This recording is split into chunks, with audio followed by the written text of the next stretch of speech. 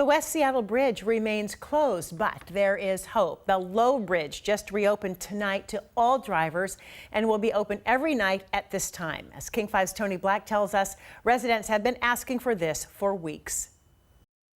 It is some much welcome relief for West Seattle residents. They can now use this low bridge behind me between the hours of 9 p.m. and 5 a.m. every day.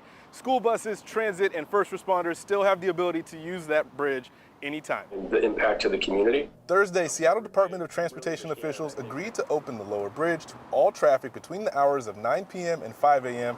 to help alleviate issues from the closing of the West Seattle Bridge. I really understand. I think that people are frustrated that they want to see things move quickly. Matt Donahue is the bridge group supervisor for SDOT and says they're still debating whether to replace or fix the bridge. Just to be clear, I'm not saying that we should repair it and then go to replacement many years from now. All I'm saying is through all of our investigation work, we haven't found anything in terms of a specific structural detail or defect that says that we cannot repair the bridge. The West Seattle Bridge abruptly closed in March after cracks were found. In the time since, the cracks are still spreading, just slower.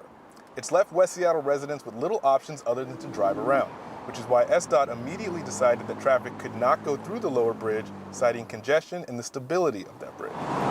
During Wednesday's meeting, John Persak with the Georgetown Community Council made it clear that no access to the bridge is having a big impact on the community. We have a lot of dangerous drivers coming through, lots of speeding, lots of road rage. The city has made adjustments to signal timing to help ease traffic, but this latest effort will at least make it easier for drivers to get to and from West Seattle.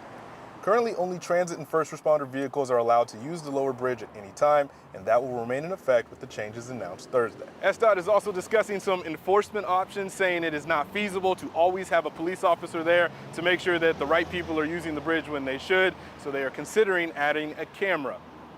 Here in West Seattle, I'm Tony Black, King 5 News.